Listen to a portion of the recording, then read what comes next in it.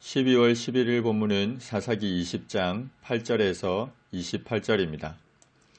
레위인의 이야기를 들은 이스라엘 백성이 일제히 한 사람처럼 일어나서는 우리가 한 사람도 자기 장막으로 돌아가지 말며 한 사람도 자기 집으로 들어가지 말고 우리가 이제 기브할 사람에게 이렇게 행하리니 곧 제비를 뽑아서 그들을 치되 10분의 1을 뽑아서 그 백성을 위하여 양식을 준비하고 그들에게 베냐민의 기브아에 가서 그 무리가 이스라엘 중에서 망령된 일을 행한 대로 징계하게 하리라 고했습니다. 기브아 성읍을 징계하기 위해 40만 명이나 되는 군사가 필요 없었기 때문에 그 중에 10분의 1인 4만 명만 선발하자고 했습니다. 대신 선발하는 방식은 이스라엘 신앙 전통에 부합하는 제비를 뽑는 방식으로 하자고 했습니다. 그리고 이 4만 명으로 그 무리가 이스라엘 중에서 망령된 일을 행한 대로 징계하자고 했습니다.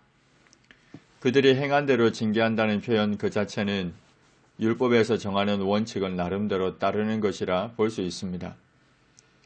이와 같이 이스라엘 모든 사람이 하나같이 합심하여 동맹을 맺은 한 사람처럼 그 성읍을 치려고 모였습니다. 이스라엘 지파들이 베냐민 온 지파의 사람을 두루 보내어서 이렇게 말했습니다. 너희 중에서 생긴 이 악행이 어찌 됨이냐? 그런즉 이제 기브할 사람들 곧 그 불량배들을 우리에게 넘겨주어서 우리가 그들을 죽여 이스라엘 중에서 악을 제거하여 버리게 하라.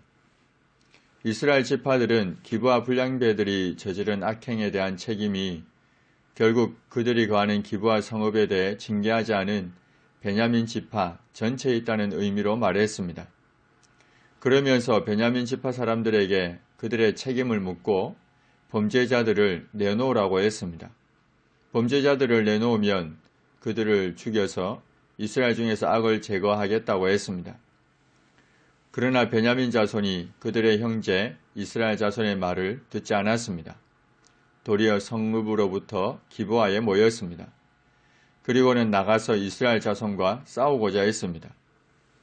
베냐민 지파는 자신들의 죄악에 대해 인정하기는커녕 오히려 강하게 부인하며 대항하여 싸우려고 합니다. 그때 그 성읍들로부터 나온 베냐민 자손의 수는 칼을 빼는 자가 모두 2만 6천 명이었고 그 외에 기브아 주민 중에서 택한 자가 700명인데 이 700명은 다 왼손잡이로 물매로 돌을 던지면 조금도 틀림이 없는 자들이었습니다. 베냐민 자손 외에 이스라엘 사람으로서 칼을 빼는 자의 수는 40만 명으로 모두 전사였습니다. 이스라엘 자손이 미스바에서 일어나 베델로 올라갔습니다. 당시 실로에 있었던 언약궤가 이때에는 베델에 있었습니다. 하나님께 여쭈었습니다. 우리 중에 누가 먼저 올라가서 베냐민 자손과 싸우리이까? 여호수아가 죽은 후에 지파별로 정복 전쟁을 수행할 때에도 이스라엘 자손들이 어느 지파가 먼저 올라가야 하는지 물었던 것처럼 지금 동일하게 묻고 있습니다. 그러나 여기서 형제 베냐민을 쳐야 하는 이때에 전쟁을 할 것인가 말 것인가에 대한 질문은 하지 않습니다. 보다 근본적인 질문을 하지 않습니다. 하나님은 유다가 먼저 갈지니라고 말씀하시며 동족 상잔의 비극을 묵인한 것으로 보이는 답변을 하십니다. 이러한 답변은 자기 임의대로 행하는 이스라엘에 대한 방치라고도 할 수 있습니다. 이스라엘 자손이 아침에 일찍이 기브아를 대하여 진을 쳤습니다. 이스라엘 사람이 나가 베냐민과 싸우려고 전열을 갖추고 기브아에서 그들과 싸우고자 했습니다. 베냐민 자손이 기브아에서 나와서 당일에 이스라엘 사람 4만 명 중에서 2만 2천 명을 땅에 엎드려뜨렸습니다.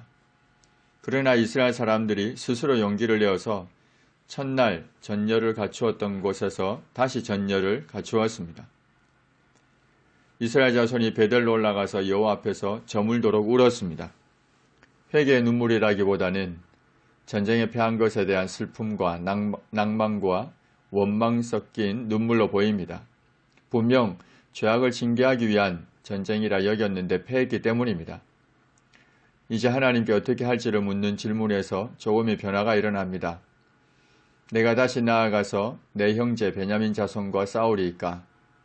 첫 번째 질문에서는 그저 베냐민 자손이라 했는데 이제는 내 형제 베냐민 자손이라고 그 호칭이 바뀌었습니다. 형제로 부르며 지체의식을 앞세우고 있습니다. 그럼에도 여전히 형제의 죄에 대해 아파하지는 않습니다. 여호와께서 이번에도 올라가서 치라고 하셨습니다. 그러나 하나님의 이번 답변도 승리의 보장은 아니었습니다. 어쩌면 이스라엘 총회를 징계하심으로 그들로 회개하도록 하시기 위함입니다. 그 이튿날에 이스라엘 자손이 베냐민 자손을 치러 나아갔습니다. 베냐민도 그 이튿날에 기브아에서 그들을 치러 나왔습니다. 다시 이스라엘 자손 1만 8천 명을 땅에 엎드려뜨렸습니다. 이들은 모두 칼을 빼는 자들이었습니다. 이에 온 이스라엘 모든 자손이 올라가서 베델에 이르러 울며 거기서 여호와 앞에 앉아서 그날이 저물도록 금식하고 번제와 화목제를 여호와 앞에 드렸습니다. 2차 전쟁에서 패한 이후 언약궤 앞에서 금식하고 번제와 화목제를 드린 것을 보면 이 울음은 회개의 의미가 담긴 울음이라 볼 수 있습니다. 금식은 큰 슬픔을 당하고 있다는 표시로 자기가 행한 잘못을 진심으로 깊이 뉘우치는 태도이기도 하기 때문입니다. 그리고 번제와 화목제를 드린 것 역시 속죄와 헌신, 그리고 나아가 하나님과의 관계를 회복하는 의미를 담고 있기 때문입니다. 이스라엘 자손이 울며 금식하며 번제와 화목제를 드린 후에 여호와께 물었습니다. 그때에는 하나님의 언약궤가 베델에 있었고 아론의 손자인 엘르아살의 아들 비느하스가 언약궤 앞에 모시고 서 있었습니다. 비느하스가 아직 살아있는 때라고 본다면 본 사건은 사사시대 초기로 추정할 수 있습니다. 우리가 다시 나아가 내 형제 베냐민 자손과 싸우리이까 말리이까? 1차와 2차 때와는 달리 싸우리이까 말리이까 라며 근본적인 질문을 합니다. 전쟁을 해야 하는지 멈춰야 하는지.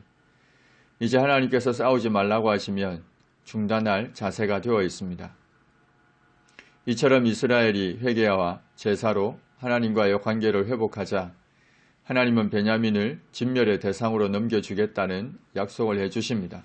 올라가라. 내일은 내가 그를 내 손에 넘겨주리라.